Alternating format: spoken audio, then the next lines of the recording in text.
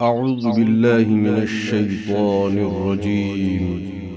بسم الله الرحمن الرحيم. الحمد لله الذي أنزل على عبده الكتاب ولم يجعل له عوجا قيما لينذر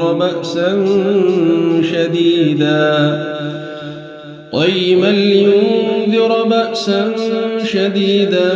من لدنه ويبشر المؤمنين الذين يعملون الصالحات أن لهم أجرا حسنا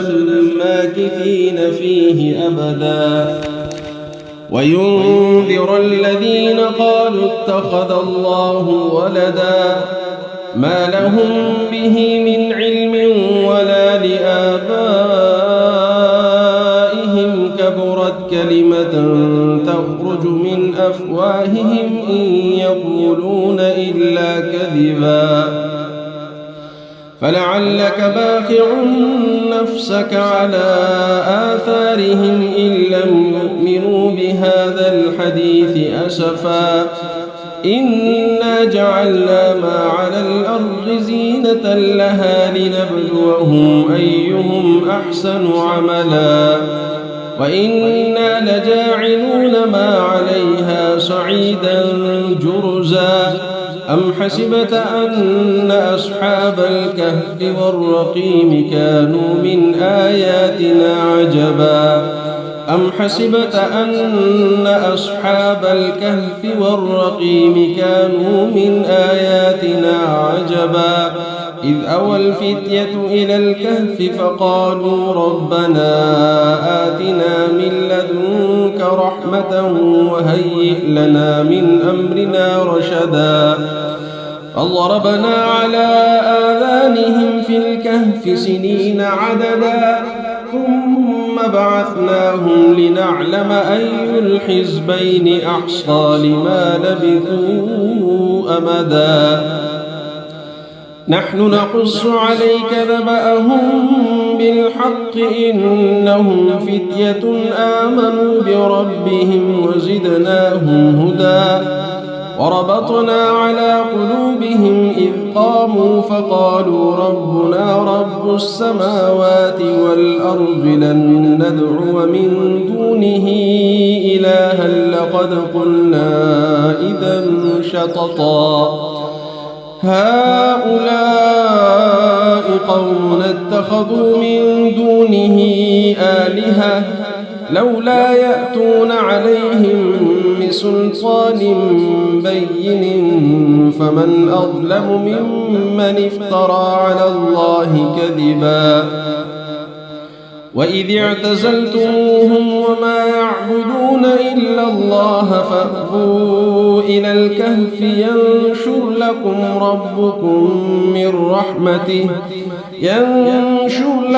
ربكم من رحمته ويهيئ لكم من أمركم مرفقا وترى الشمس إذا طلعت تزاور عن كهفهم ذات اليمين وإذا غربت تقرضهم ذات الشمال وهم في فجوة منه ذلك من آيات الله من يهد الله فهو المهتد ومن يضلل فلن تجد له وليا مرشدا وتحسبهم أيقاظا وهم رقود ونقلبهم ذات اليمين وذات الشمال وكلبهم باسط ذراعيه بالوصيد لو اطلعت عليهم لوليت منهم فرارا ولملئت منهم رعبا وكذلك بعثناهم ليتساءلوا بينهم قال قائل منهم كم لبثتم قالوا لبثنا يوما أو بعض يوم قالوا ربكم أعلم بما لبثتم فابعثوا أحدكم بورقكم هذه إلى المدينة فلينظر أيها أزكى طعاما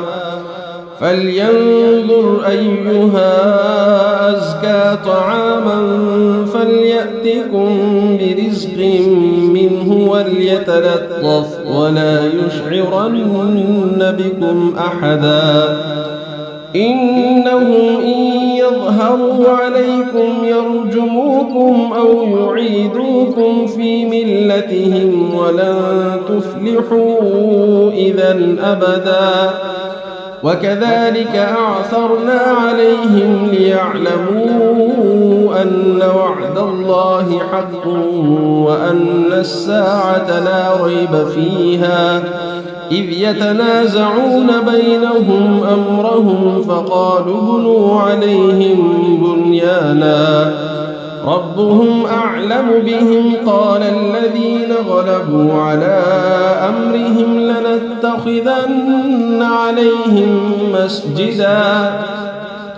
سيقولون ثلاثة رابعهم كلبهم ويقولون خمسة سادسهم كلبهم رجما بالغيب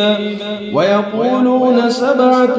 وثامنهم كلبهم قل ربي أعلم بعدتهم ما يعلمهم إلا قليل فلا تمار فيهم إلا مراء ظاهرا ولا تستفت فيهم منهم أحدا ولا تقولن لشيء إني فاعل ذلك غدا إلا أن يشاء الله واذكر ربك إذا نسيت وقل عسى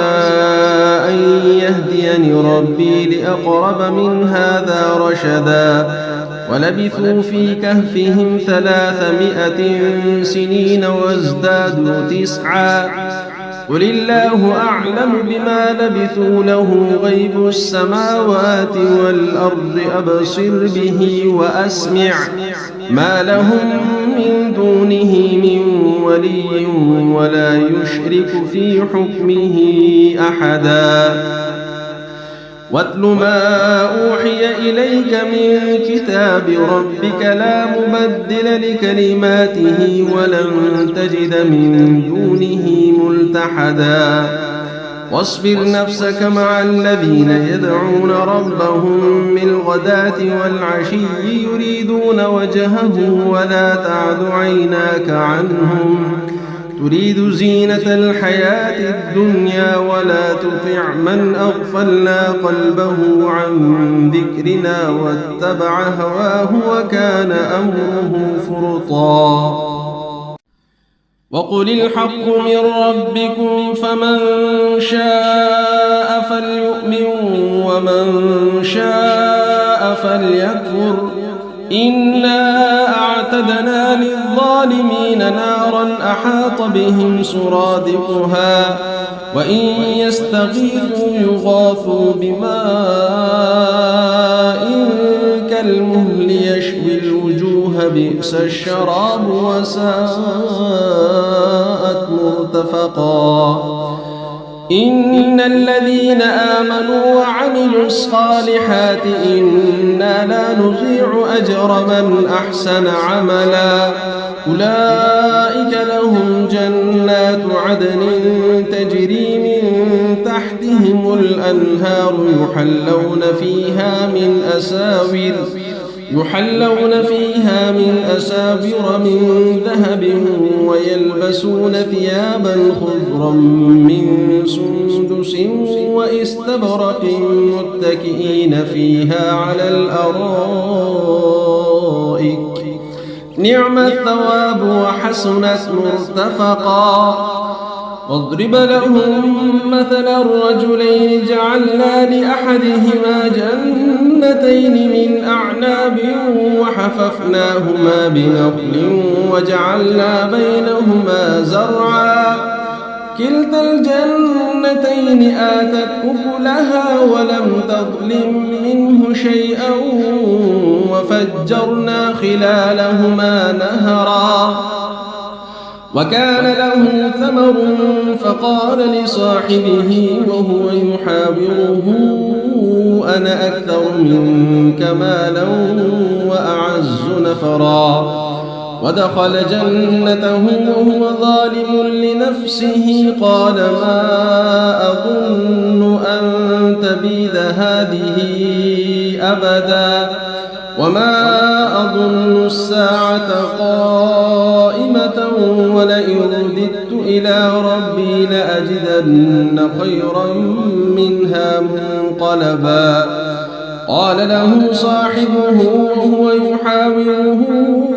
أكفرت بالذي خلقك من تراب ثم من نطفة ثم سواك رجلا لكن هو الله ربي ولا أشرك بربي أحدا ولولا إذ دخلت جنتك قلت ما شاء الله لا قوة إلا بالله إن ترني أنا أقل منك مالا وولدا فعسى ربي أن يؤتيني خيرا من جنتك ويرسل عليها حسبانا من السماء فتصبح صعيدا زلقا أو يصبح ماؤها غورا فلن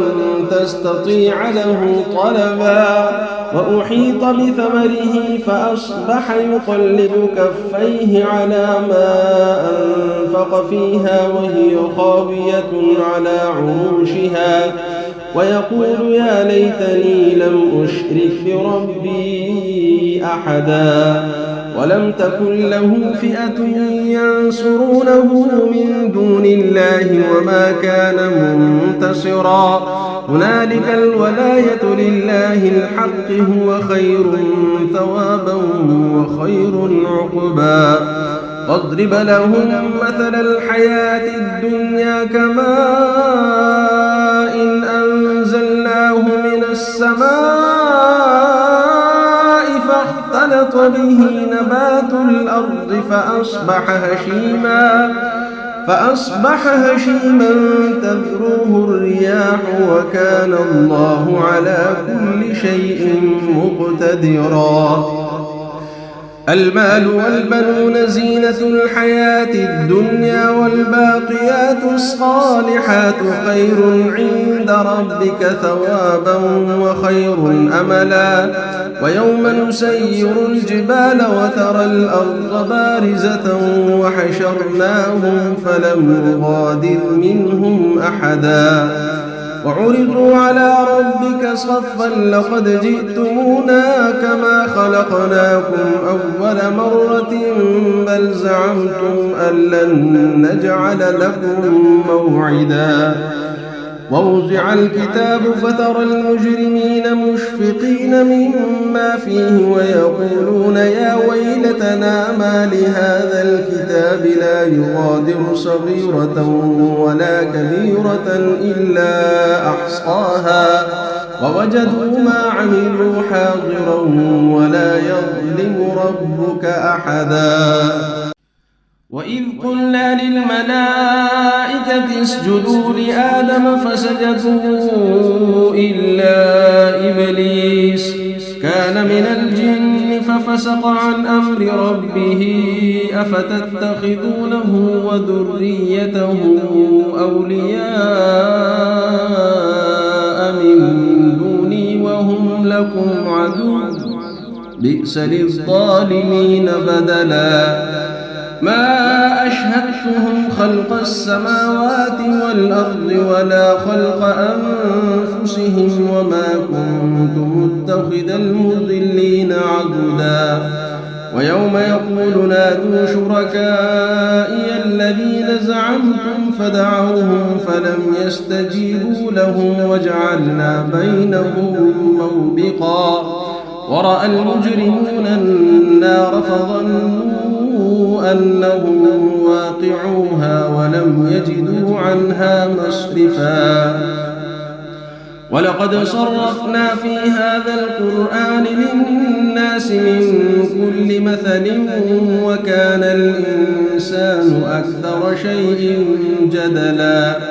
وما منع الناس أن يؤمنوا إذ جاءهم الهدى ويستغفروا ربهم إلا أن تأتيهم سنة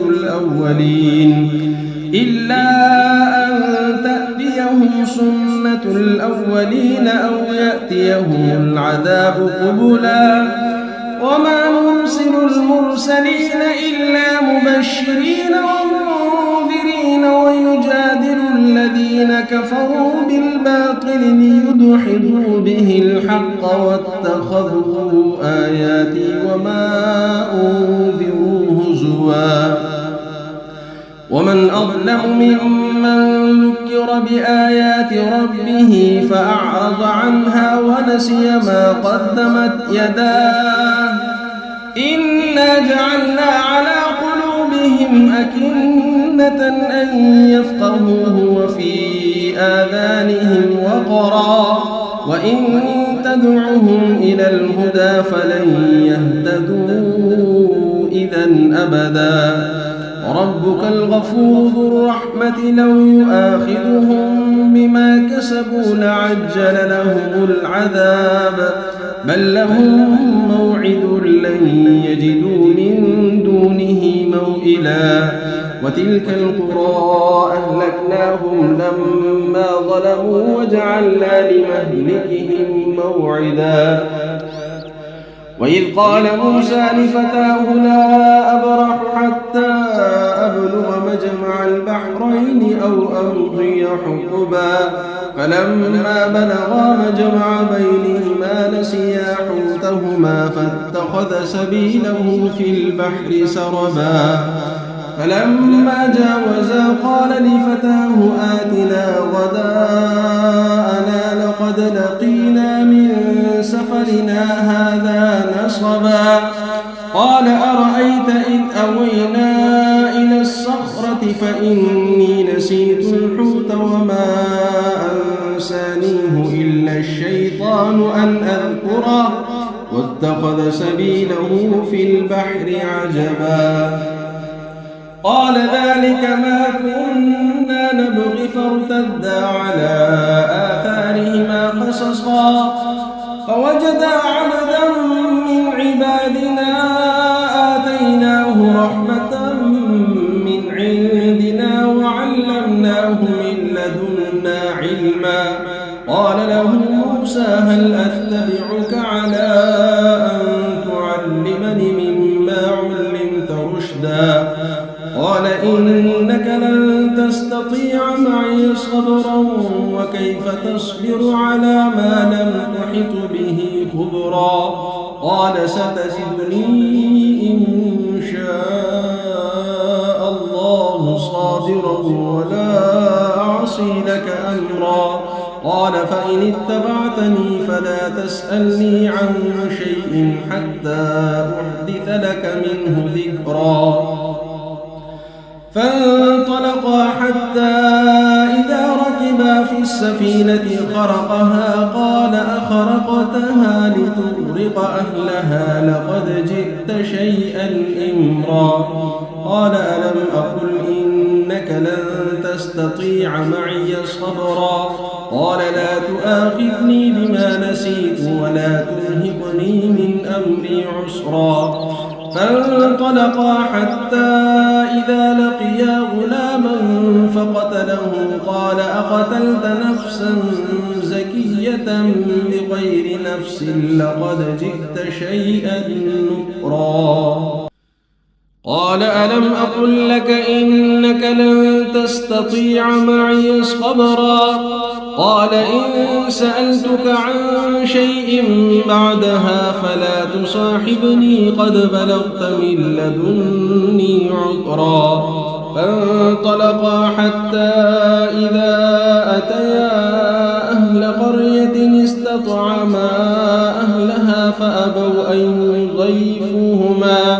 فأبوا أن يضيفوهما فوجدا فيها جدارا يريد أن ينقض فأقامه قال لو شئت لاتخذت عليه أجرا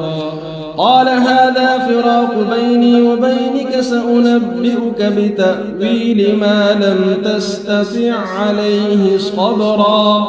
أما السفينة فكانت لمساكين يعملون في البحر فأردت أن أعيبها وكان وراءهم ملك يأخذ كل سفينة غصبا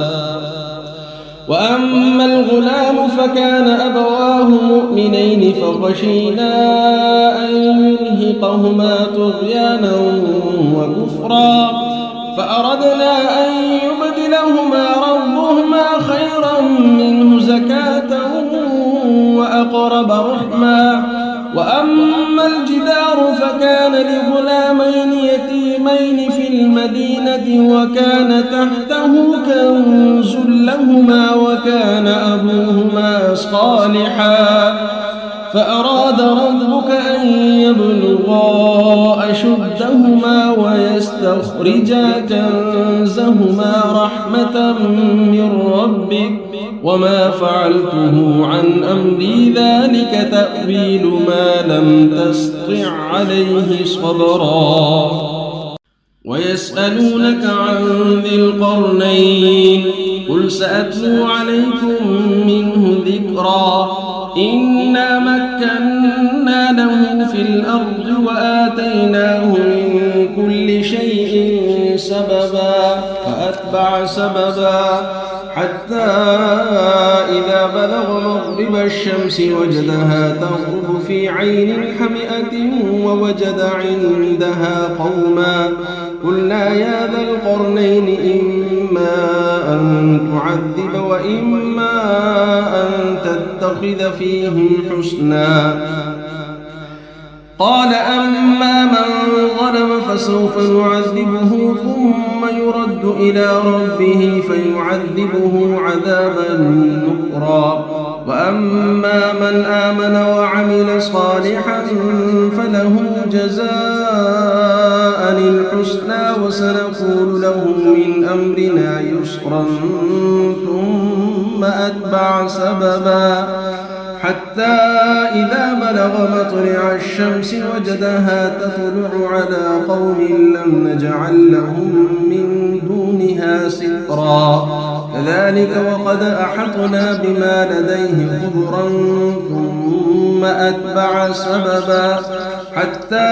إذا بلغ بين السدين وجد من دونهما قوما لا يكادون يفقهون قولا قالوا يا ذا القرنين إن يأجوج ومأجوج مفسدون في الأرض فهل نجعل لك خرجا على أن تجعل بيننا وبينهم سدا قال ما مكنني فيه ربي خير فأعينوني بقوة أجعل بينكم وبينهم ردما آتوني زبر الحديد حتى إذا ساوى بين الصدفين قال انفخوا حتى إذا جعله نارا قال آتوني أفرغ عليه قطرا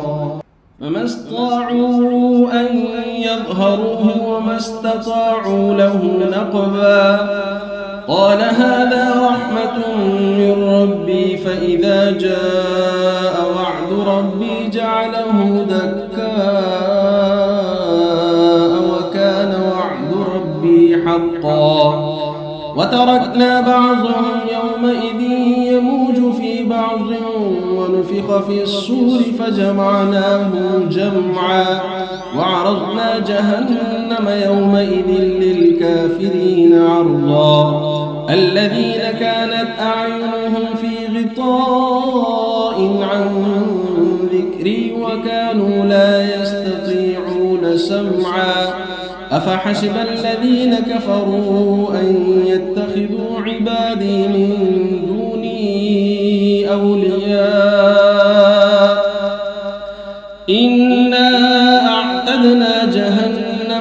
للكافرين نزلا قل هل ننبئكم بالأخسرين أعمالا الذين ضل سعيهم في الحياة الدنيا وهم يحسبون أنهم يحسنون صنعا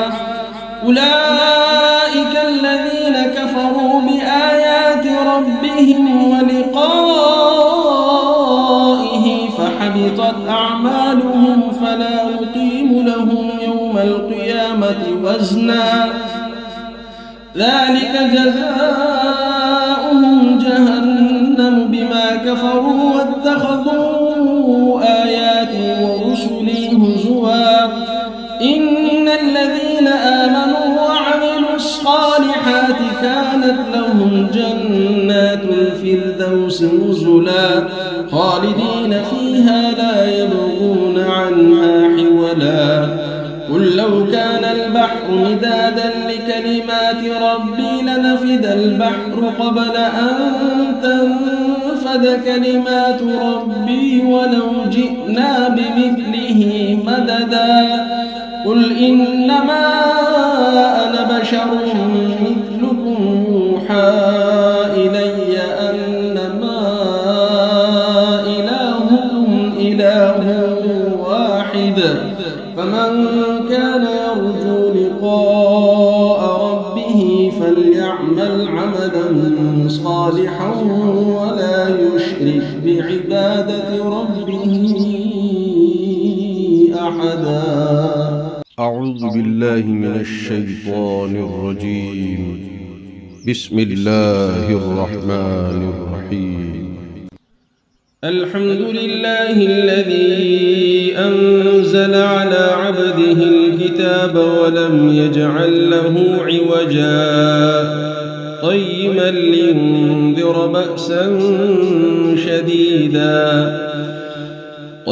لينذر بأسا شديدا من لدنه ويبشر المؤمنين الذين يعملون الصالحات أن لهم أجرا حسنا ماكثين فيه أبدا وينذر الذين قالوا اتخذ الله ولدا ما لهم به من علم ولا لآبائهم كبرت كلمة تخرج من أفواههم إن يقولون إلا كذبا فلعلك باخع نفسك على آثارهم إن لم يؤمنوا بهذا الحديث أسفا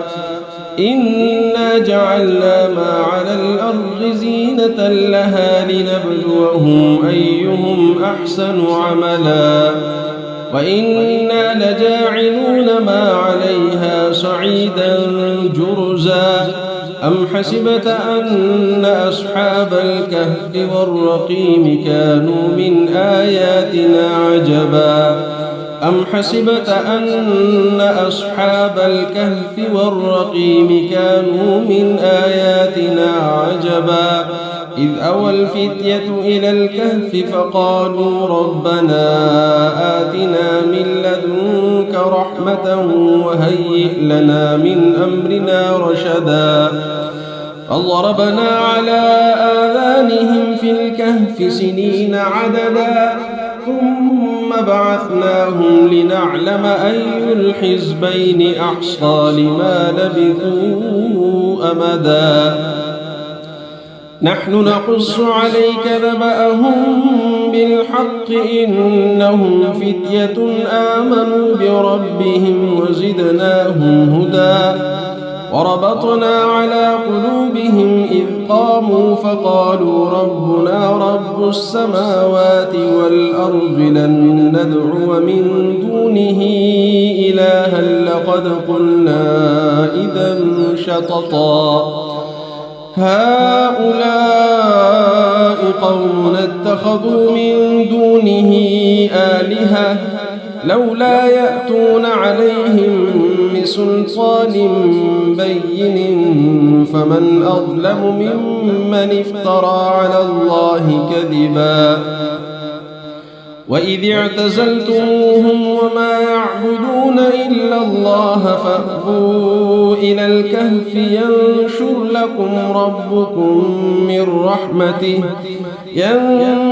لكم ربكم من رحمته ويهيئ لكم من أمركم مرفقا وترى الشمس إذا طلعت تزاور عن كهفهم ذات اليمين وإذا غربت تقرضهم ذات الشمال وهم في فجوة منه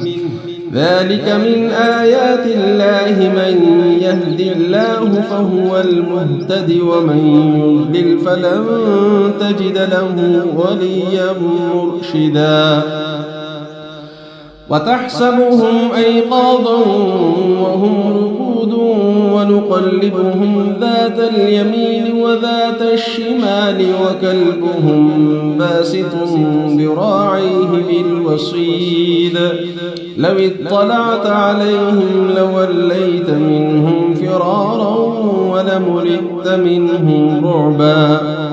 وكذلك بعثناهم ليتساءلوا بينهم قال قائل منهم كم لبثتم قالوا لبثنا يوما أو بعض يوم قالوا ربكم أعلم بما لبثتم فابعثوا أحدكم بورقكم هذه إلى المدينة فلينظر أيها أزكى طعاما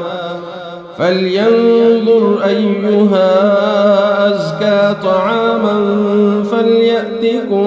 برزق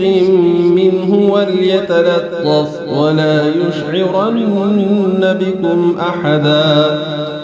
إنهم إن يظهروا عليكم يرجموكم أو يعيدوكم في ملتهم ولن تفلحوا إذا أبدا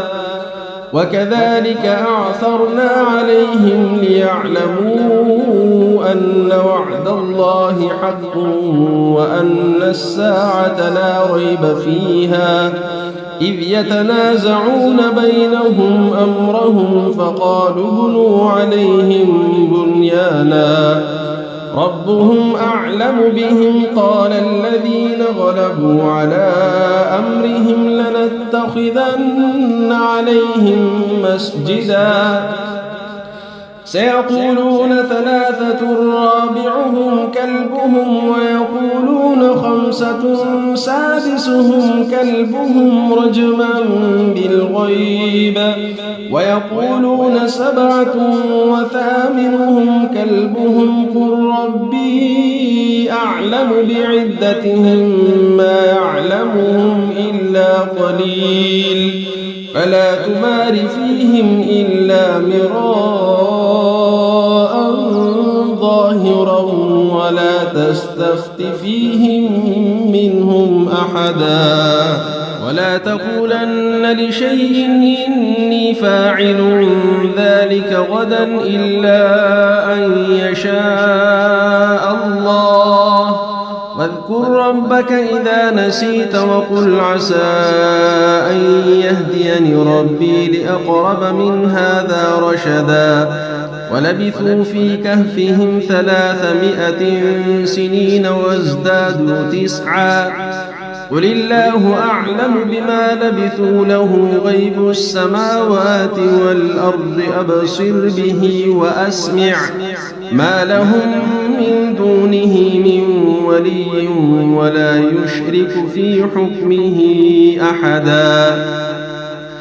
واتل ما أوحي إليك من كتاب ربك لا مبدل لكلماته ولن تجد من دونه ملتحدا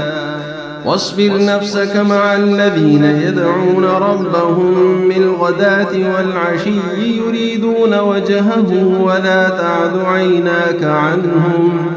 تريد زينة الحياة الدنيا ولا تطع من أغفلنا قلبه عن ذكرنا واتبع هواه وكان أمره فرطا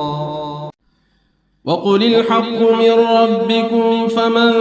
شاء فليؤمن ومن شاء فليكفر إنا أعتدنا للظالمين نارا أحاط بهم سرادقها وإن يستغيثوا يغاثوا بماء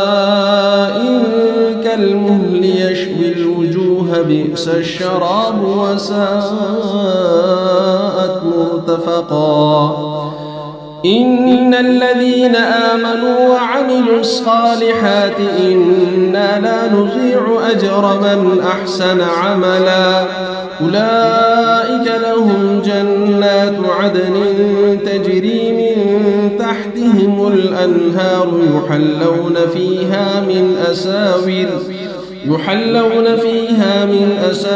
من ذهب ويلبسون ثيابا خضرا من سندس واستبرق متكئين فيها على الأرائك نعم الثواب وحسنت مرتفقا واضرب لهم مثل الرجلين جعلنا لأحدهما جنتين من أعناب وحففناهما بنخل وجعلنا بينهما زرعا كلتا الجنتين آتت أكلها ولم تظلم منه شيئا وفجرنا خلالهما نهرا وكان له ثمر فقال لصاحبه وهو يحاوره أنا أكثر منك مالا وأعز نفرا ودخل جنته وهو ظالم لنفسه قال ما أظن أن تبيد هذه أبدا وما أظن الساعة قائمة ولئن رددت إلى ربي لأجدن خيرا منها منقلبا قال له صاحبه وهو يحاوره أكفرت بالذي خلقك من تراب ثم من نطفة ثم سواك رجلا لكن هو الله ربي ولا أشرك بربي أحدا ولولا إذ دخلت جنتك قلت ما شاء الله لا قوة إلا بالله إن ترني أنا أقل منك مالا وولدا فعسى ربي أن يؤتيني خيرا من جنتك ويرسل عليها حسبانا من السماء فتصبح صعيدا زلقا أو يصبح ماؤها غورا فلن تستطيع له طلبا وأحيط بثمره فأصبح يقلب كفيه على ما أنفق فيها وهي خاوية على عروشها ويقول يا ليتني لم أشرك بربي أحدا ولم تكن له فئة ينصرونه من دون الله وما كان منتصرا هنالك الولاية لله الحق هو خير ثوابا وخير عقبا واضرب لهم مثل الحياة الدنيا كماء إن أنزلناه من السماء فاختلط به نبات الأرض فأصبح هشيما تذروه الرياح وكان الله على كل شيء مقتدرا المال والبنون زينة الحياة الدنيا والباقيات الصالحات خير عند ربك ثوابا وخير أملا ويوم نسير الجبال وترى الأرض بارزة وحشرناهم فلم نغادر منهم أحدا وعرضوا على ربك صفا لقد جئتمونا كما خلقناكم أول مرة بل زعمتم أن لن نجعل لكم موعدا ووضع الكتاب فترى المجرمين مشفقين مما فيه ويقولون يا ويلتنا ما لهذا الكتاب لا يغادر صغيرة ولا كبيرة إلا أحصاها ووجدوا ما عملوا حاضرا ولا يظلم ربك أحدا وإذ قلنا للملائكة اسجدوا لآدم فسجدوا إلا إبليس كان من الجن ففسق عن أمر ربه أفتتخذونه وذريته أولياء من دوني وهم لكم عدو بئس للظالمين بدلا ما أشهدتهم خلق السماوات والأرض ولا خلق أنفسهم وما كنت متخذ المضلين عضدا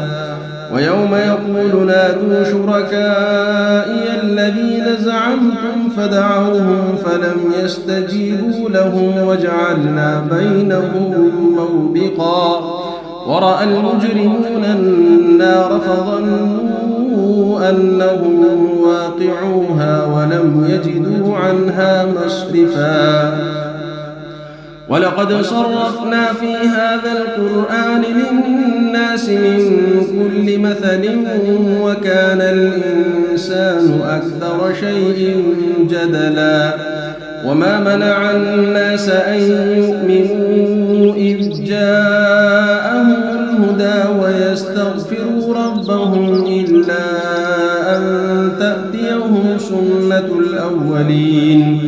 إلا أن تأتيهم سنة الأولين أو يأتيهم العذاب قبلا وما نرسل المرسلين إلا مبشرين ومنذرين ويجادل الذين كفروا بالباطل ليدحضوا به الحق واتخذوا آياتي وما أنذروا هزوا ومن أظلم ممن ذكر بآيات ربه فأعرض عنها ونسي ما قدمت يداه إنا جعلنا على قلوبهم أكنة أن يفقهوه وفي آذانهم وقرا وإن تدعهم إلى الهدى فلن يهتدوا إذا أبدا وربك الغفور ذو الرحمة لو يؤاخذهم بما كسبوا لعجل لهم العذاب بل لهم موعد لن يجدوا من دونه موئلا وتلك القرى أهلكناهم لما ظلموا وجعلنا لمهلكهم موعدا وإذ قال موسى لفتاه لا أبرح حتى أبلغ مجمع البحرين أو أمضي حقبا فلما بلغا مجمع بينهما نسيا حوتهما فاتخذ سبيله في البحر سربا فلما جاوزا قال لفتاه آتنا غداءنا لقد لقينا من سفرنا هذا نصبا قال أرأيت إذ أوينا إلى الصخرة فإني نسيت الحوت وما أنسانيه إلا الشيطان أن أذكره واتخذ سبيله في البحر عجبا قال ذلك ما كنا نبغي فارتدا على آثارهما قصصا فوجدا عبدا من عبادنا آتيناه رحمة من عندنا وعلمناه من لدنا علما قال له موسى هل أتبعك على أن تعلمني مما علمت رشدا قال إنك لن تستطيع معي صبرا وكيف تصبر على ما لم تحط به خبرا قال ستجدني إن شاء الله صابرا ولا أعصي لك أمرا قال فإن اتبعتني فلا تسألني عن شيء حتى أحدث لك منه ذكرا فانطلقا حتى إذا ركبا في السفينة خرقها قال أخرقتها لتغرق أهلها لقد جئت شيئا إمرا قال ألم أقل إنك لن تستطيع معي صبرا قال لا تؤاخذني بما نسيت ولا ترهقني من أمري عسرا فانطلقا حتى إذا لقيا غلاما فقتله قال أقتلت نفسا زكية بغير نفس لقد جئت شيئا نكرا قال ألم أقل لك إنك لن تستطيع معي صبرا قال إن سألتك عن شيء بعدها فلا تصاحبني قد بلغت من لدني عذرا فانطلقا حتى إذا أتيا أهل قرية استطعما أهلها فأبوا أن يضيفوهما فوجدا فيها جدارا يريد أن ينقض فأقامه قال لو شئت لاتخذت عليه أجرا قال هذا فراق بيني وبينك سأنبئك بتأويل ما لم تستطع عليه صبرا أما السفينة فكانت لمساكين يعملون في البحر فأردت أن أعيبها وكان وراءهم ملك يأخذ كل سفينة غصبا وأما الغلام فكان أبواه مؤمنين فخشينا أن يرهقهما طغيانا وكفرا فأردنا أن يبدلهما ربهما خيرا منه زكاة وأقرب رحما وأما الجدار فكان لغلامين يتيمين في المدينة وكان تحته كنز لهما وكان أبوهما صالحا فأراد ربك أن يبلغا أشدهما ويستخرجا كنزهما رحمة من ربك وما فعلته عن أمري ذلك تأويل ما لم تستطع عليه صبرا ويسألونك عن ذي القرنين قل سأتلو عليكم منه ذكرا إنا مكنا له في الأرض وآتيناه من كل شيء سببا فأتبع سببا حتى إذا بلغ مغرب الشمس وجدها تغرب في عين حمئة ووجد عندها قوما قلنا يا ذا القرنين إما أن تعذب وإما أن تتخذ فيهم حسنا قال أما من ظلم فسوف نعذبه ثم يرد إلى ربه فيعذبه عذابا نكرا وأما من آمن وعمل صالحا فله جزاء الحسنى وسنقول له من أمرنا يسرا ثم أتبع سببا حتى إذا بلغ مطلع الشمس وجدها تطلع على قوم لم نجعل لهم من دونها سترا كذلك وقد أحطنا بما لديه خبرا ثم أتبع سببا حتى إذا بلغ بين السدين وجد من دونهما قوما لا يكادون يفقهون قولا قالوا يا ذا القرنين إن يأجوج يأجوج ومأجوج مفسدون في الأرض فهل نجعل لك خرجا على أن تجعل بيننا وبينهم سدا قال ما مكني فيه ربي خير فأعينوني بقوة أجعل بينكم وبينهم ردما آتوني زبر الحديد حتى إذا ساوى بين الصدفين قال انفخوا حتى إذا جعله نارا قال آتوني أفرغ عليه قطرا فما استطاعوا أن يظهروه وما استطاعوا له نقبا قال هذا رحمة من ربي فإذا جاء وعد ربي جعله دكاء وكان وعد ربي حقا وتركنا بعضهم يومئذ يموج في بعض ونفخ في الصور فجمعناهم جمعا وعرضنا جهنم يومئذ للكافرين عرضا الذين كانت أعينهم في غطاء عن ذكري وكانوا لا يستطيعون سمعا أفحسب الذين كفروا أن يتخذوا عبادي من دوني أولياء إنا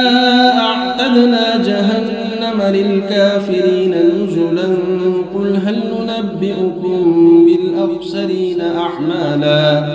الذين ضل سعيهم في الحياة الدنيا وهم يحسبون أنهم يحسنون صنعا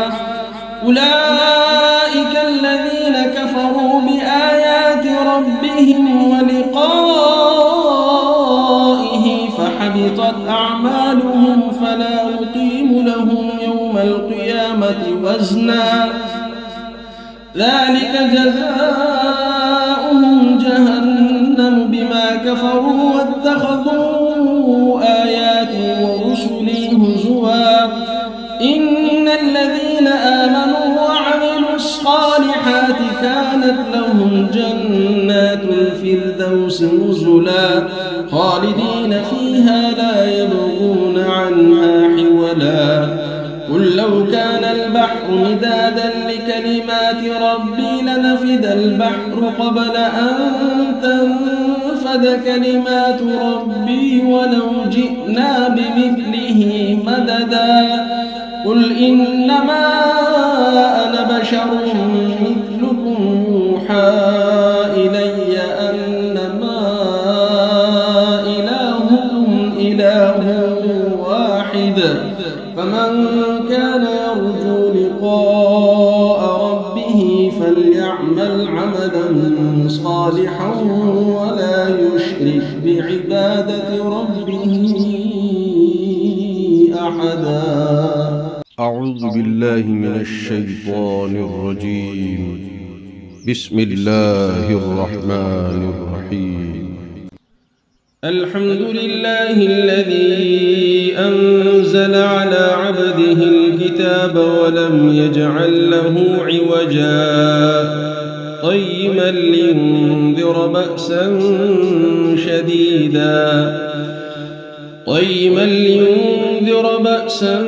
شديدا من لدنه ويبشر المؤمنين الذين يعملون الصالحات أن لهم أجرا حسنا ماكثين فيه أبدا وينذر الذين قالوا اتخذ الله ولدا ما لهم به من علم ولا لآبائهم كبرت كلمة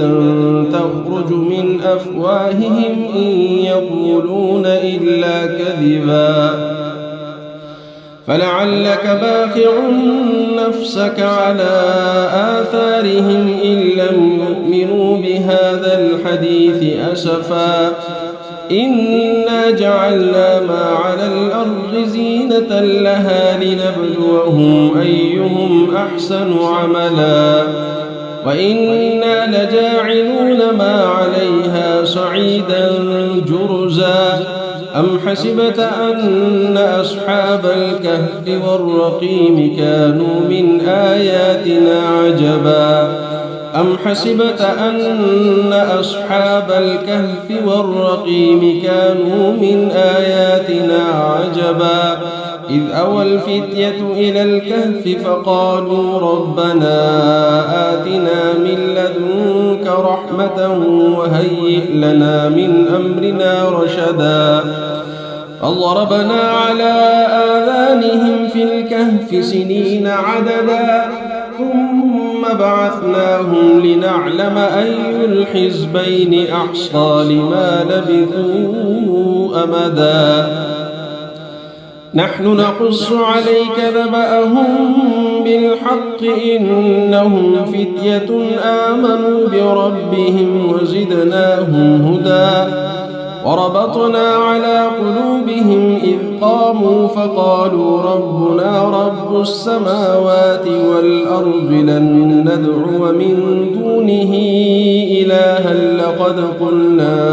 إذا شططا هؤلاء قوم اتخذوا من دونه آلهة لولا يأتون عليهم بسلطان بين فمن أظلم ممن افترى على الله كذبا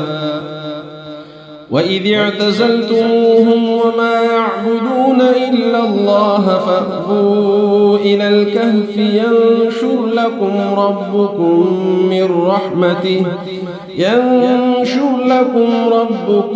من رحمته ويهيئ لكم من أمركم مرفقا وترى الشمس إذا طلعت تزاور عن كهفهم ذات اليمين وإذا غربت تقرضهم ذات الشمال وهم في فجوة منه ذلك من آيات الله من يهد الله فهو المهتد ومن يضلل فلن تجد له وليا مرشدا وتحسبهم أيقاظا وهم رقود ونقلبهم ذات اليمين وذات الشمال وكلبهم باسط ذراعيه بالوصيد لو اطلعت عليهم لوليت منهم فرارا ولملئت منهم رعبا وكذلك بعثناهم ليتساءلوا بينهم قال قائل منهم كم لبثتم قالوا لبثنا يوما أو بعض يوم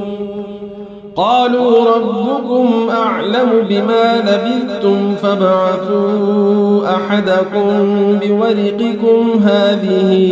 إلى المدينة فلينظر أيها أزكى طعاما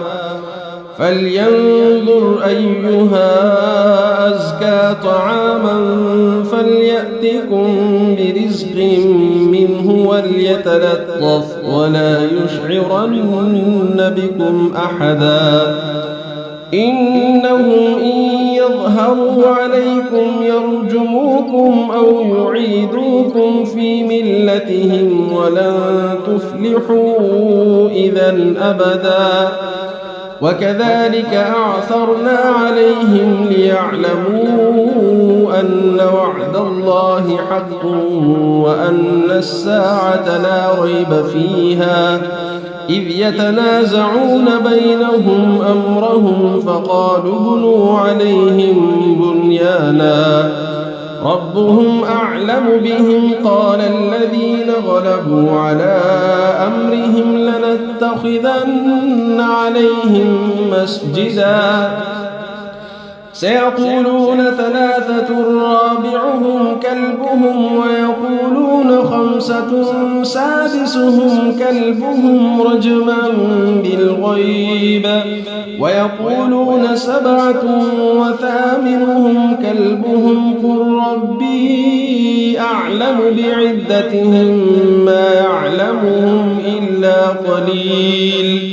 فلا تمار فيهم إلا مراء ظاهرا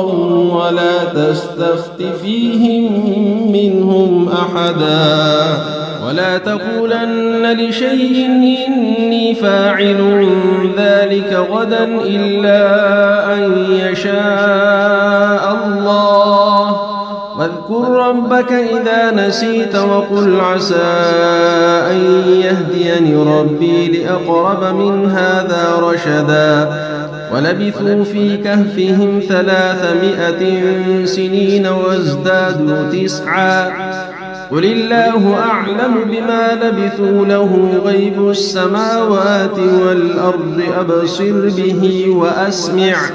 ما لهم من دونه من ولي ولا يشرك في حكمه أحدا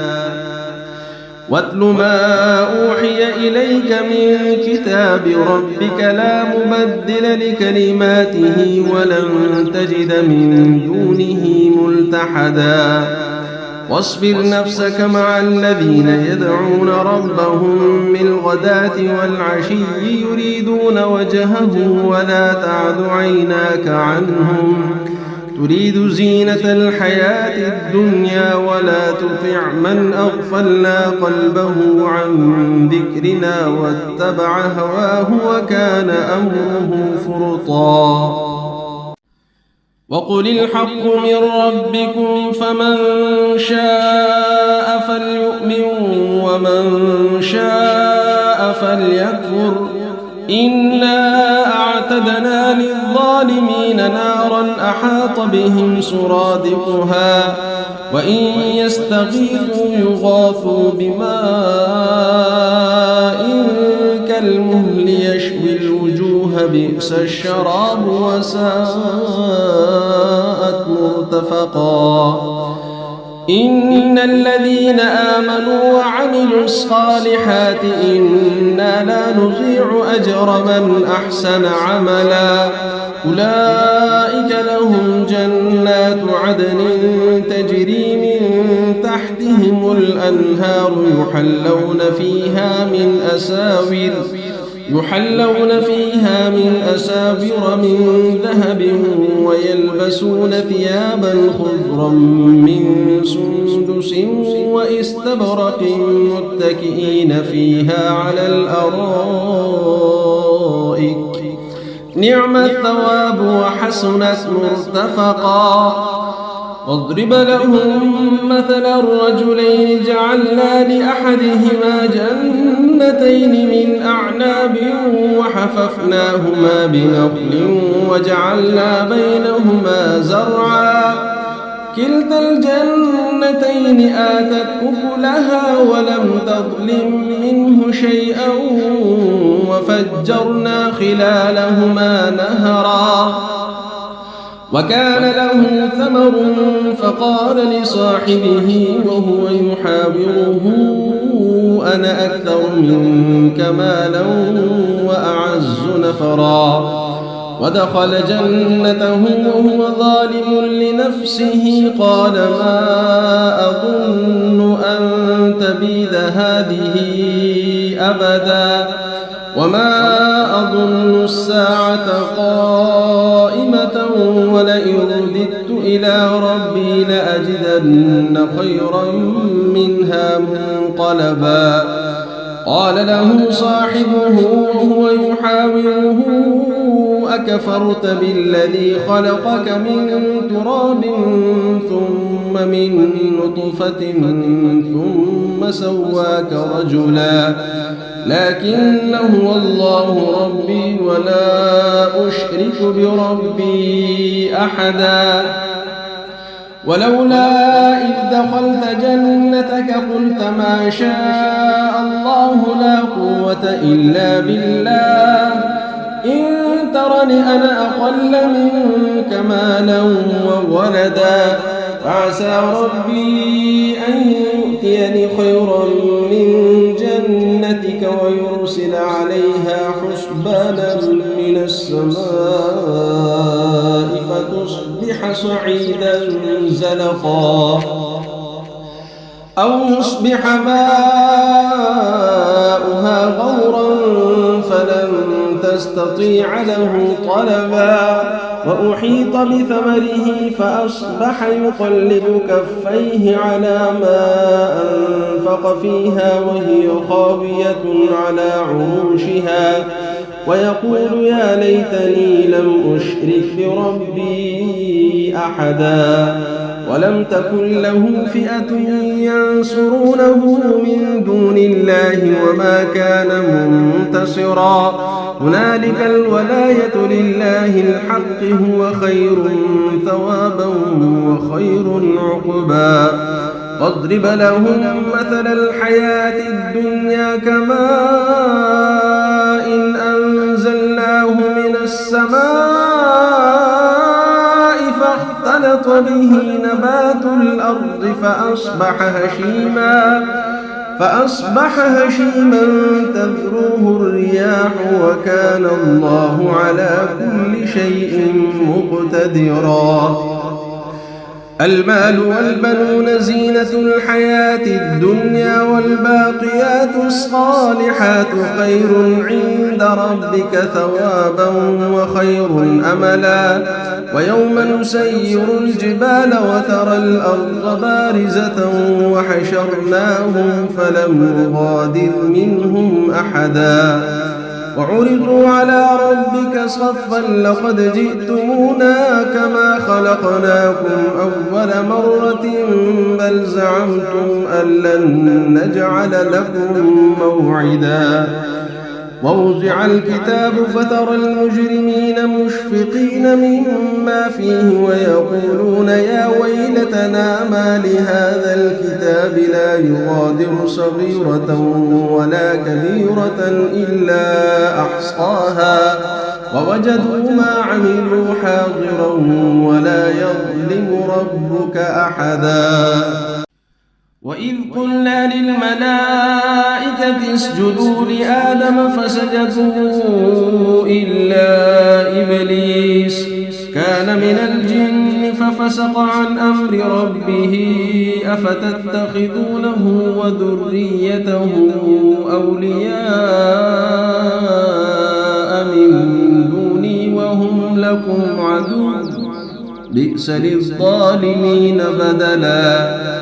ما أشهدتهم خلق السماوات والأرض ولا خلق أنفسهم وما كنت متخذ المضلين عضدا ويوم يقول نادوا شركائي الذين زعمتم فدعوهم فلم يستجيبوا لهم وجعلنا بينهم موبقا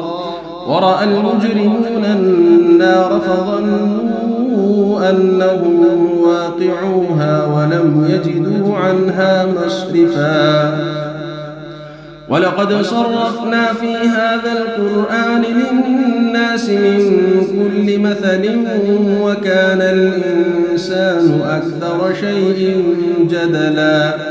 وما منع الناس أن يؤمنوا إذ جاءهم الهدى ويستغفروا ربهم إلا أن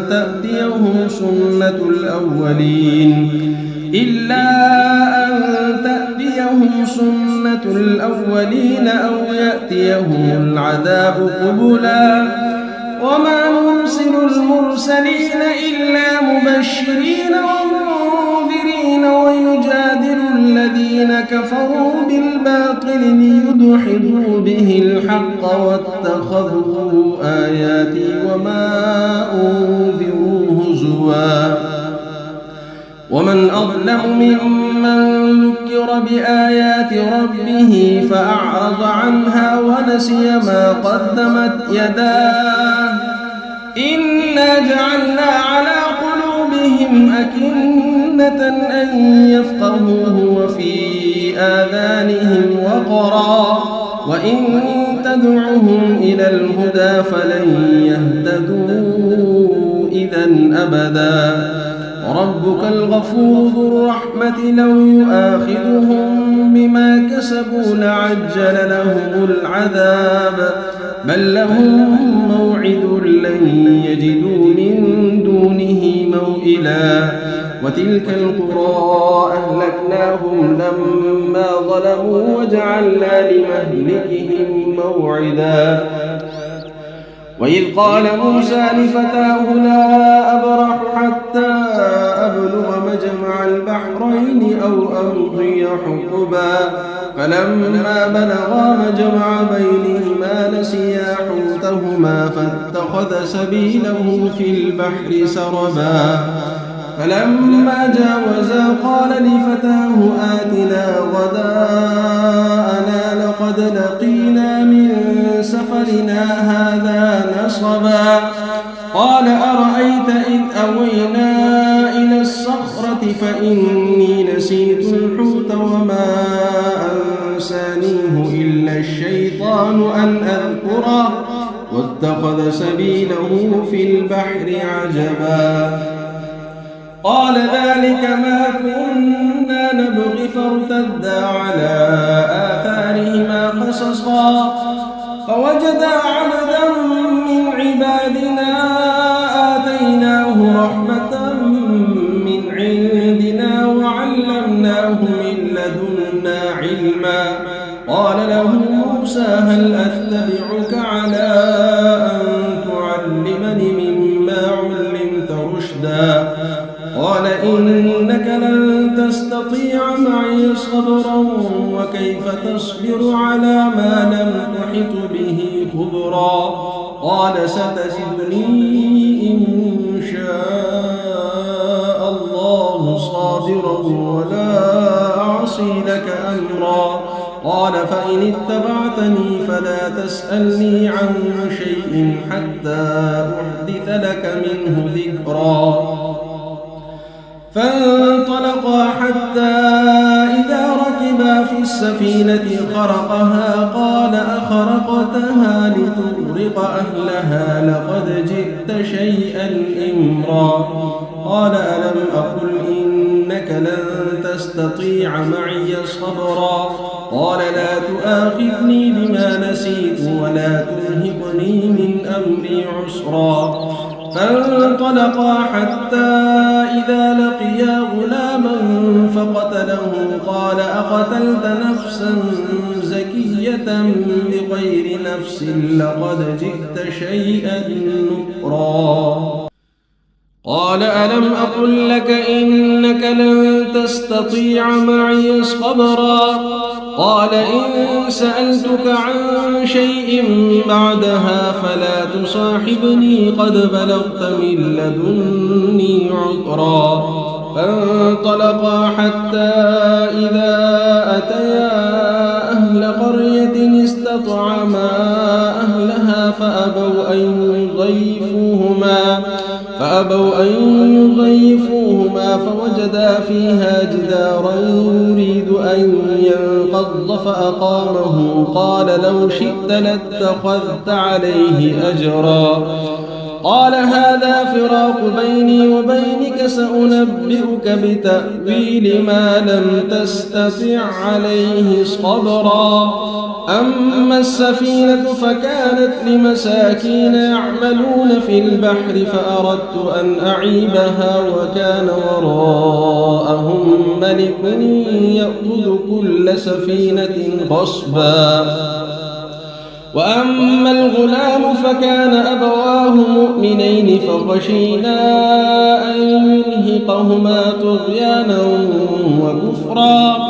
فأردنا أن يبدلهما ربهما خيرا منه زكاة وأقرب رحما وأما الجدار فكان لغلامين يتيمين في المدينة وكان تحته كنز لهما وكان أبوهما صالحا فأراد ربك أن يبلغا أشدهما ويستخرجا كنزهما رحمة من ربك وما فعلته عن أمري ذلك تأويل ما لم تستطع عليه صبرا ويسألونك عن ذي القرنين قل سأتلو عليكم منه ذكرا إنا مكنا له في الأرض وآتيناه من كل شيء سببا فأتبع سببا حتى إذا بلغ مغرب الشمس وجدها تغرب في عين حمئة ووجد عندها قوما قلنا يا ذا القرنين إما أن تعذب وإما أن تتخذ فيهم حسنا قال أما من ظلم فسوف نعذبه ثم يرد إلى ربه فيعذبه عذابا نكرا وأما من آمن وعمل صالحا فله جزاء الحسنى وسنقول له من أمرنا يسرا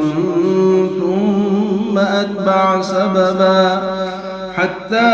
إذا بلغ مطلع الشمس وجدها تطلع على قوم لم نجعل لهم من دونها سترا كذلك وقد أحطنا بما لديه خبرا ثم أتبع سببا حتى إذا بلغ بين السدين وجد من دونهما قوما لا يكادون يفقهون قولا قالوا يا ذا القرنين إن يأجوج ومأجوج مفسدون في الأرض فهل نجعل لك خرجا على أن تجعل بيننا وبينهم سدا قال ما مكني فيه ربي خير فأعينوني بقوة أجعل بينكم وبينهم ردما آتوني زبر الحديد حتى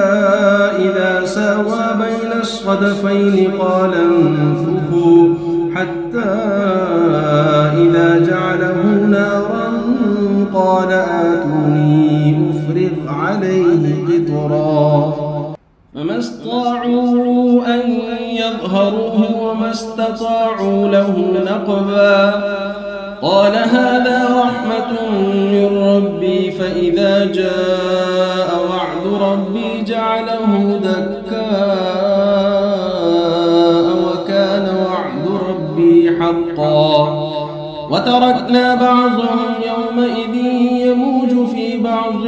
ونفخ في الصور فجمعناهم جمعا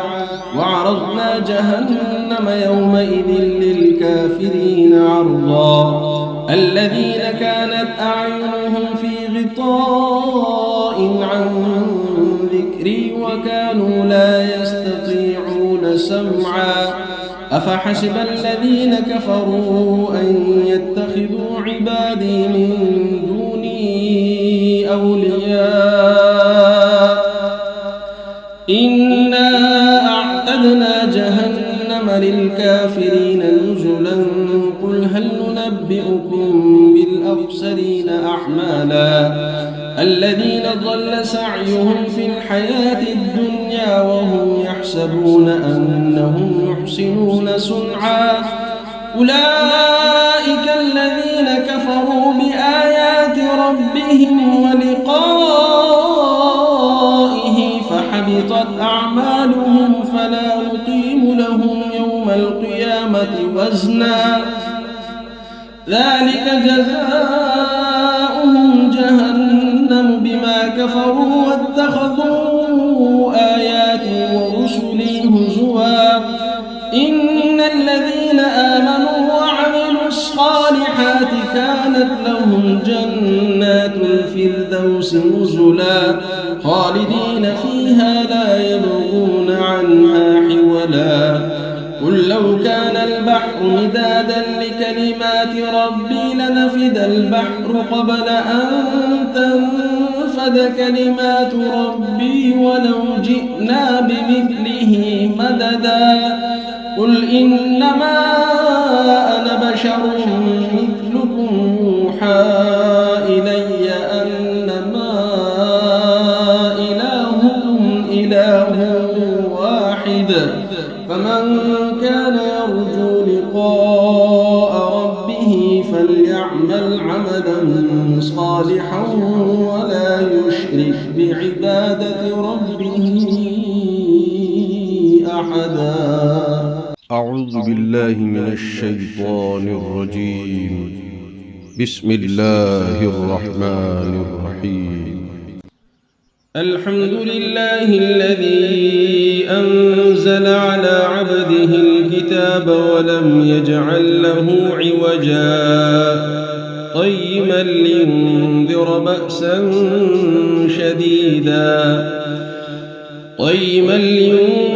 بأسا شديدا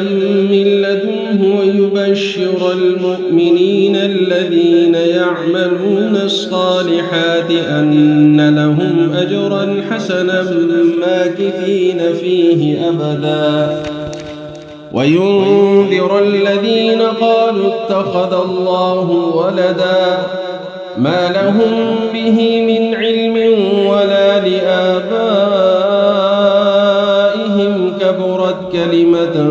تخرج من أفواههم إن يقولون إلا كذبا. فلعلك باخع نفسك على آثارهم إن لم يؤمنوا بهذا الحديث أسفا. إنا جعلنا ما على الأرض زينة لها لنبلوهم أيهم أحسن عملا، وإنا لجاعلون ما عليها صعيدا جرزا.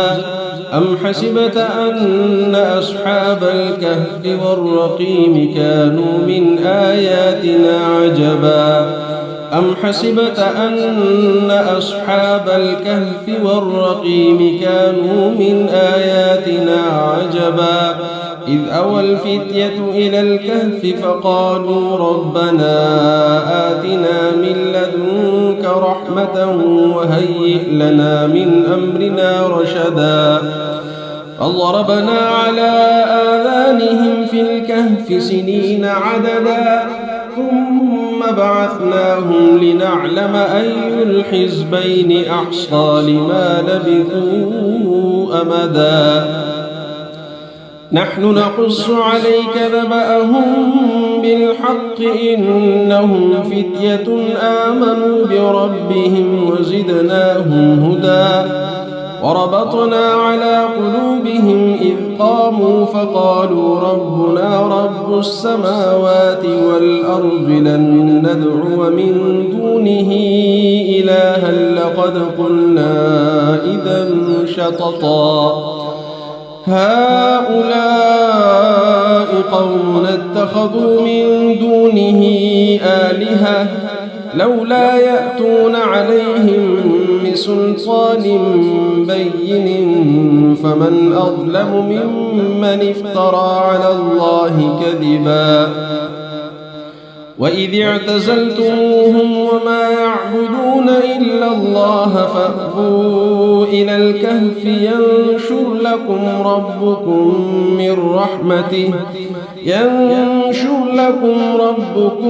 من رحمته ويهيئ لكم من أمركم مرفقا. وترى الشمس إذا طلعت تزاور عن كهفهم ذات اليمين وإذا غربت تقرضهم ذات الشمال وهم في فجوة منه. ذلك من آيات الله من يهد الله فهو المهتد ومن يضلل فلن تجد له وليا مرشدا. وتحسبهم أيقاظا وهم رقود ونقلبهم ذات اليمين وذات الشمال وكلبهم باسط ذراعيه بالوصيد. لو اطلعت عليهم لوليت منهم فرارا ولملئت منهم رعبا. وكذلك بعثناهم ليتساءلوا بينهم قال قائل منهم كم لبثتم قالوا لبثنا يوما أو بعض يوم قالوا ربكم أعلم بما لبثتم فابعثوا أحدكم بورقكم هذه إلى المدينة فلينظر أيها أزكى طعاما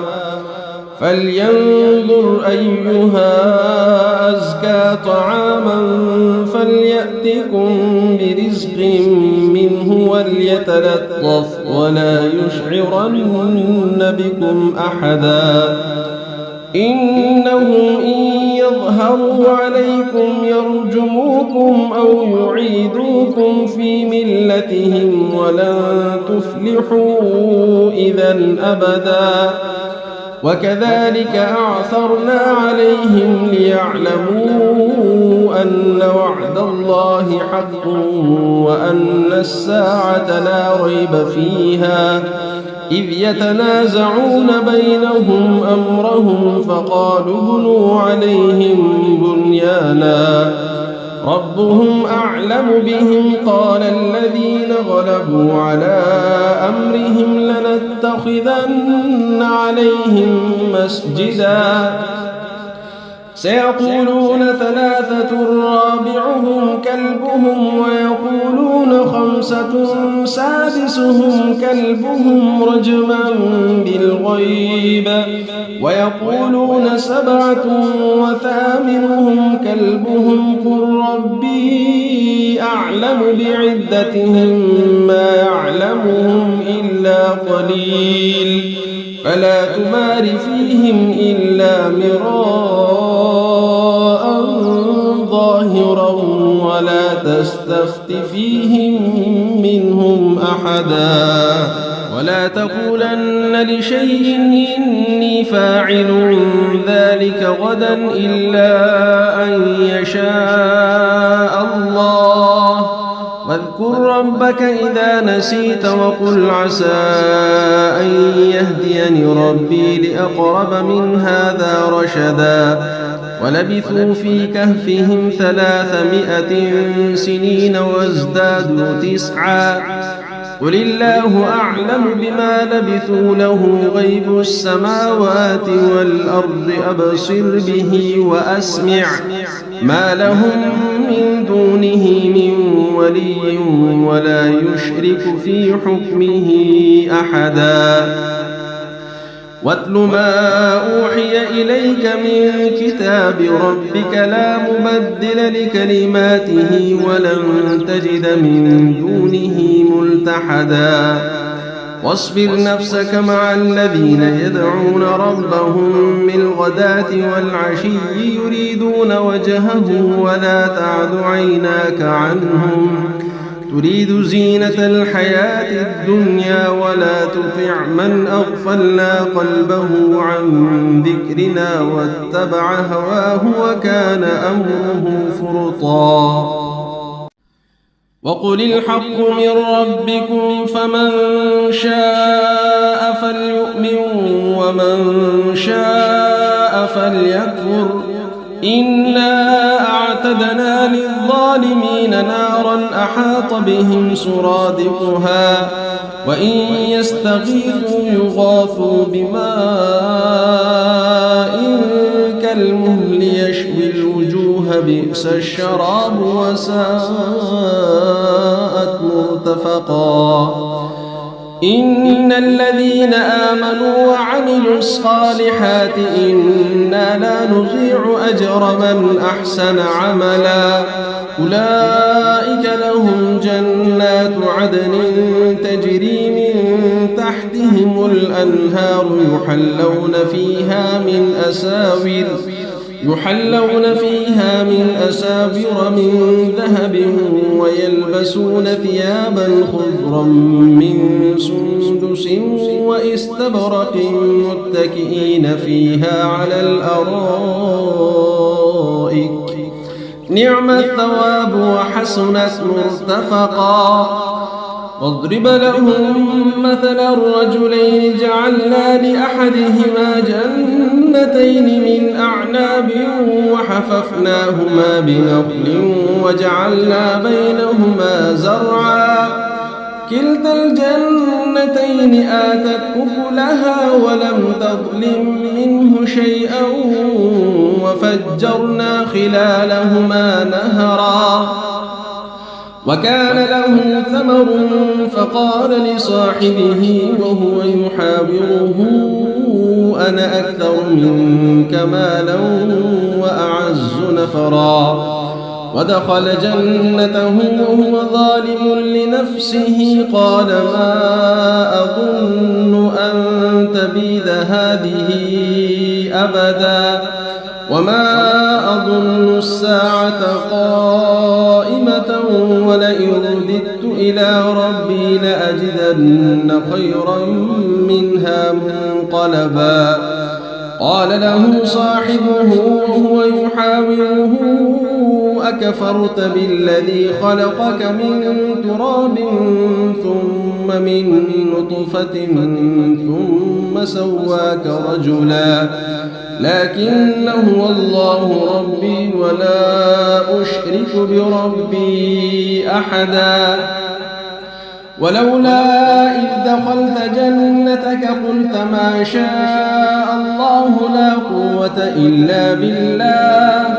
إن ترني أنا أقل منك مالا وولدا فعسى ربي أن يؤتيني خيرا من جنتك ويرسل عليها حسبانا من السماء فتصبح صعيدا زلقا أو يصبح ماؤها غورا فلن تستطيع له طلبا وأحيط بثمره فأصبح يقلب كفيه على ما أنفق فيها وهي خاوية على عروشها ويقول يا ليتني لم أشرك بربي أحدا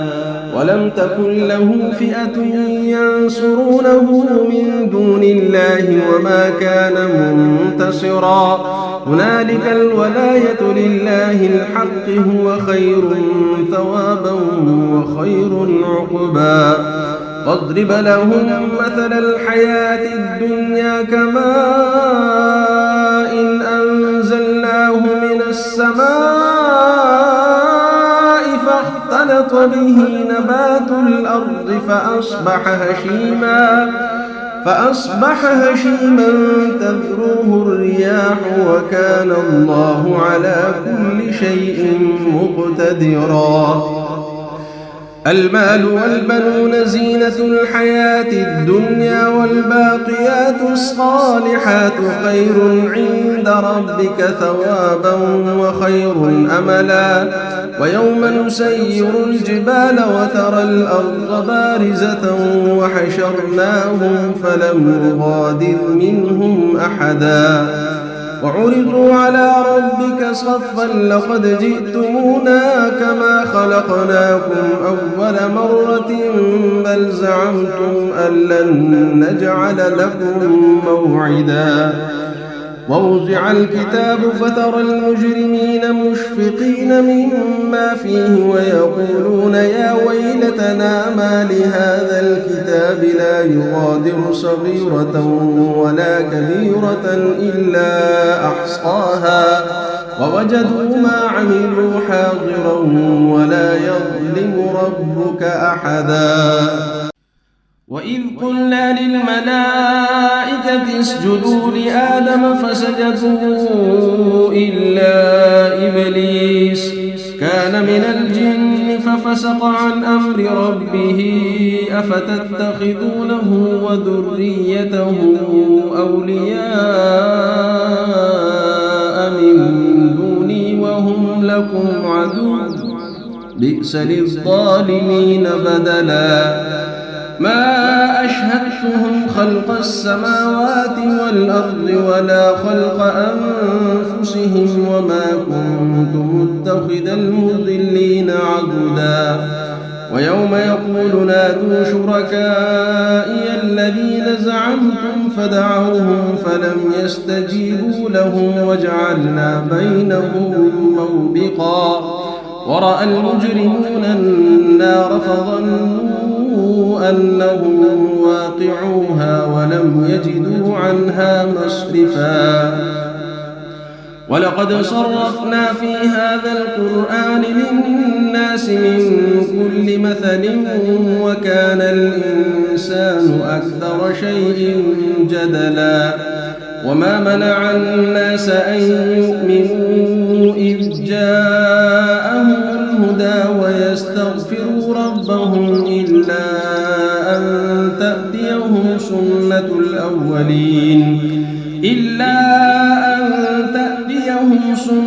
الأولين أو يأتيهم العذاب قبلا وما نرسل المرسلين إلا مبشرين ومنذرين ويجادل الذين كفروا بالباطل ليدحضوا به الحق واتخذوا آياتي وما أنذروا هزوا ومن أظلم ممن ذكر بآيات ربه فأعرض عنها ونسي ما قدمت يداه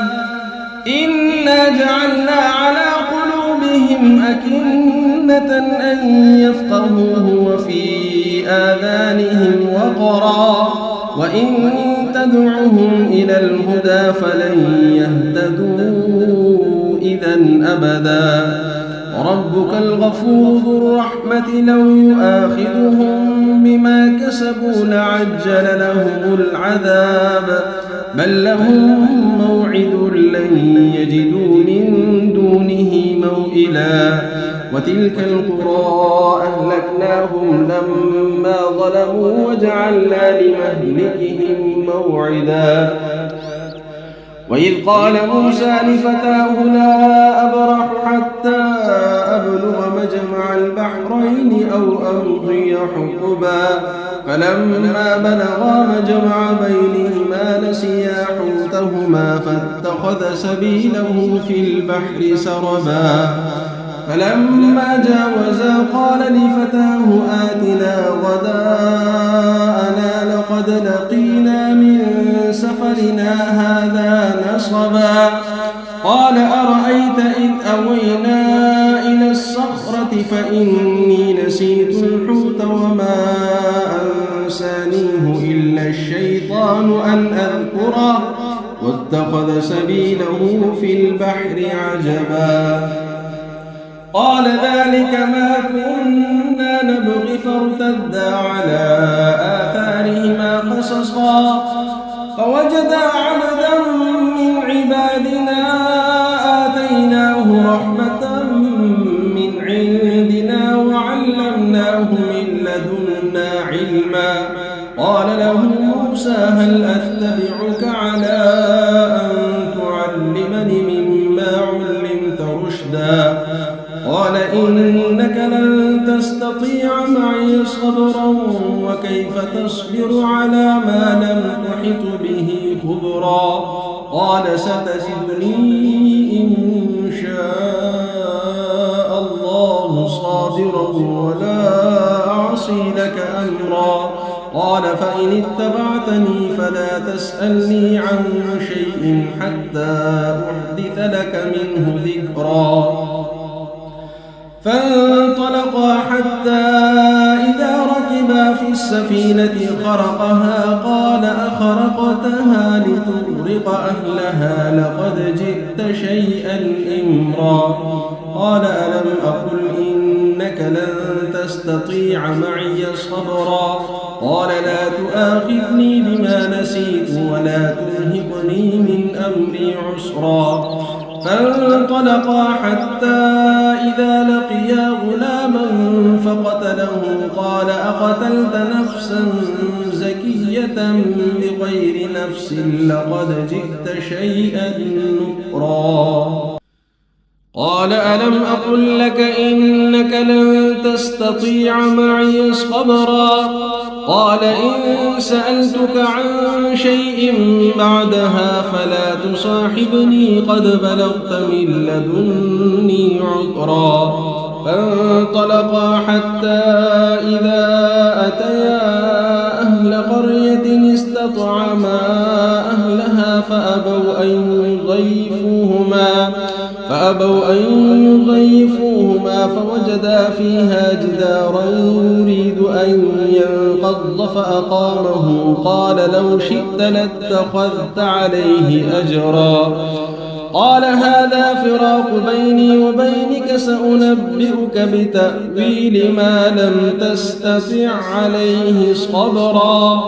أما السفينة فكانت لمساكين يعملون في البحر فأردت أن أعيبها وكان وراءهم ملك يأخذ كل سفينة غصبا وأما الغلام فكان أبواه مؤمنين فخشينا أن يرهقهما طغيانا وكفرا فأردنا أن يبدلهما ربهما خيرا منه زكاة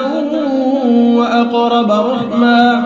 وأما الجدار فكان لغلامين يتيمين في المدينة وكان تحته كنز لهما وكان أبوهما صالحا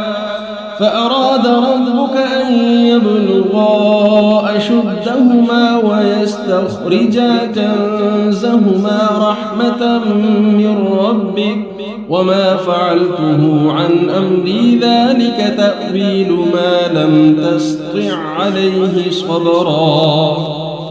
ويسألونك عن ذي القرنين قل سأتلو عليكم منه ذكرا إنا مكنا له في الأرض وآتيناه من كل شيء سببا فأتبع سببا حتى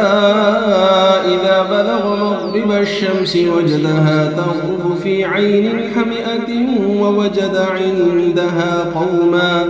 قلنا يا ذا القرنين إما أن تعذب وإما أن تتخذ فيهم حسنا قال أما من ظلم فسوف نعذبه ثم يرد إلى ربه فيعذبه عذابا نكرا وأما من آمن وعمل صالحا فله جزاء الحسنى وسنقول له من أمرنا يسرا ثم أتبع سببا حتى إذا بلغ مطلع الشمس وجدها تطلع على قوم لم نجعل لهم من دونها سترا كذلك وقد أحطنا بما لديه خبرا ثم أتبع سببا حتى إذا بلغ بين السدين وجد من دونهما قوما لا يكادون يفقهون قولا قالوا يا ذا القرنين إن يأجوج ومأجوج مفسدون في الأرض فهل نجعل لك خرجا على أن تجعل بيننا وبينهم سدا قال ما مكني فيه ربي خير فأعينوني بقوة أجعل بينكم وبينهم ردما آتوني زبر الحديد حتى إذا ساوى بين الصدفين قال انفخوا حتى إذا جعله نارا قال آتوني أفرغ عليه قطرا فما استطاعوا أن يظهروه وما استطاعوا له نقبا قال هذا رحمة من ربي فإذا جاء وعد ربي جعله دكاء وكان وعد ربي حقا وتركنا بعضهم يومئذ يموج في بعض ونفخ في الصور فجمعناهم جمعا وعرضنا جهنم يومئذ للكافرين عرضا الذين كانت أعينهم في غطاء عن ذكري وكانوا لا يستطيعون سمعا أفحسب الذين كفروا أن يتخذوا عبادي من دوني أولياء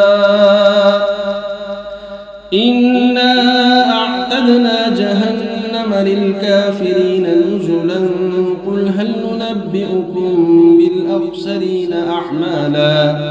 الذين ضل سعيهم في الحياة الدنيا وهم يحسبون أنهم يحسنون صنعا أولئك الذين كفروا بآيات ربهم ولقائه فحبطت أعمالهم فلا نقيم لهم يوم القيامة وزنا